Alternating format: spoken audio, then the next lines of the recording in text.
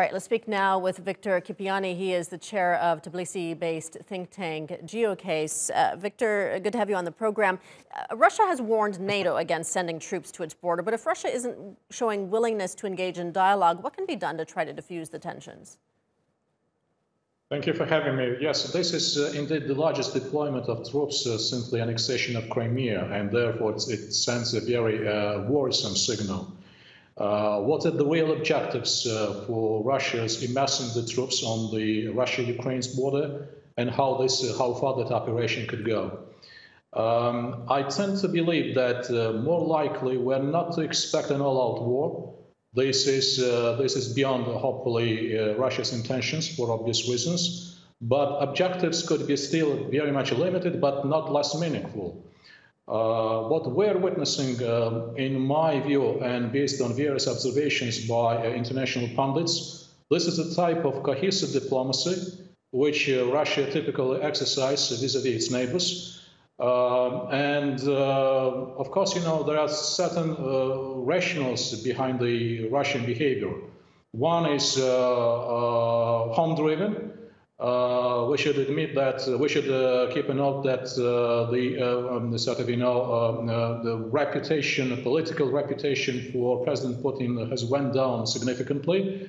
And these are very precarious times when the rankings go down, because at this point, the general Russia exercises widely expansionary policies. And it's also trying to send a message to the West that the former gray areas of the buffer zone still remain within the special influence of Russia, and by this deployment and by sending those messages, Russia trying to send a message that it still keeps a legitimacy in those buffer zones. So if we're not looking at a potential full-blown military conflict, and this is about sending a message, possibly of intimidation to the West, what are the options for the West to diffuse these tensions? I mean, we're looking at sanctions. I mean, and what could that possibly mean? Wouldn't that further inflame the tensions between the Ukraine and Russia? I'm afraid that the leverages on the West side are quite limited, and those leverages is something which, unfortunately, Russia got used to.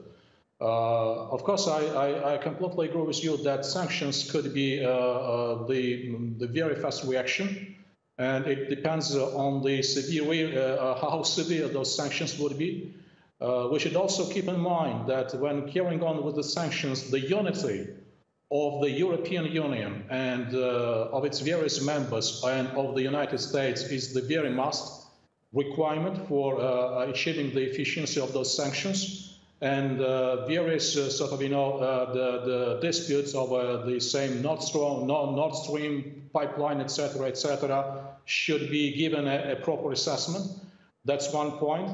Another point, that exercising as much political pressure and giving a clear signal, clear message to those countries who are in the buffer zone and who are still fall under this so-called special influence of Russia, countries who tend to integrate formally with European Union and with Atlantic Alliance, those are Ukraine and Georgia in the first instance, should be given more logistical support and better political cover-up. All right, we'll leave it there. Victor Kipiani in Tbilisi, thank you.